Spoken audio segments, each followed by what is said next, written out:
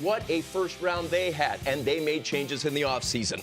John Davidson, not the one from That's Incredible. This guy's had an incredible career in hockey. He leaves for the New York Rangers. Artemi Panarin signs with the Rangers. The Blue Jackets losing the bread man. 7 years, over 81 schmil. Bob, gone. July 1st, 7 years, $70 million. He goes to Florida to play for the Panthers. Matt Duchene came over as a rental and left to the Predators. 7 years, $56 million.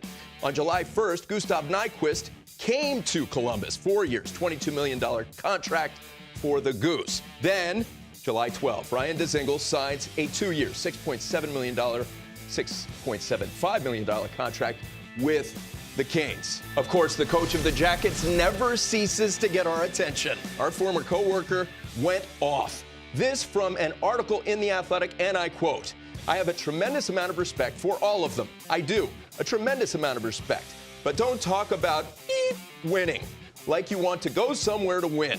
It's right there in front of you. I say that very carefully because I like them all. We had lots of meetings. We had to straighten things out in certain ways at certain times last season when it was kind of going off the tracks." Torts continues, "I respect them all, but I don't want to hear, quote, I want to win when it's right here. I respect them, but I'm really pissed. It was right there where we were really progressing.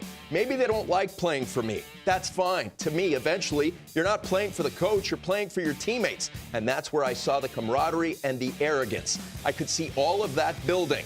More Torts. I guess I feel like the players. I think the players respect them, respect the rights they had to do what they did, but I'm pissed too.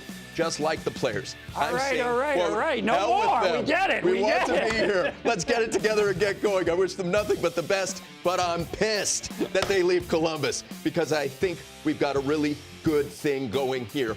Oh, burn the roof of my mouth. Hot take, Torts. Your reaction? I think he might be pissed. Yeah, yes, he's quite clearly. a little upset about what happened. Just for the record, I didn't hear a lot of the players that left saying they wanted to go somewhere else because they thought they were going to win. I think there were other motivations, but I do. You know exactly what he's doing there, Yes. Robert. Tell us what he's doing because you've sat there and had these. You played for him. Torts is one of the best with. Sometimes you have to fabricate emotion. Sometimes you have to fabricate. I mean, yes, are the guys ticked off? I'm sure they are ticked off. Torts is ticked off, yes. Let's make sure, just like we spoke about the Carolina Hurricanes and having that us against the world, just like we spoke about the St. Louis Blues in prior shows, about them having us against the world. This is the stance that Torts wants to take here, and he should, because everybody jumped ship. They have a very good team that's very structured. They have a lot of talent there. It's going to be, hey, listen, everyone's jumping ship on you guys. They're leaving you guys out to dry. What are you guys going to do about it? Let's make that's our rally cry this year. And Torts will preach that all year long. And I think it's genius because I think that this team needs that. They need that because this still is a very good team. They're built very well. My only concern is in goal. Now you have Sergei Bobrovsky not there. Is Jonas Korpisalo going to be, or is it going to be Elvis Merzlikins?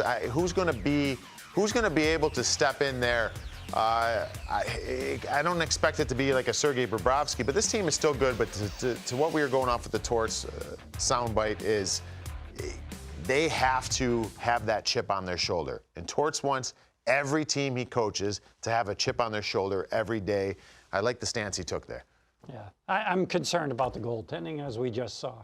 Korpisalo, I'm not 100% feeling great about number one.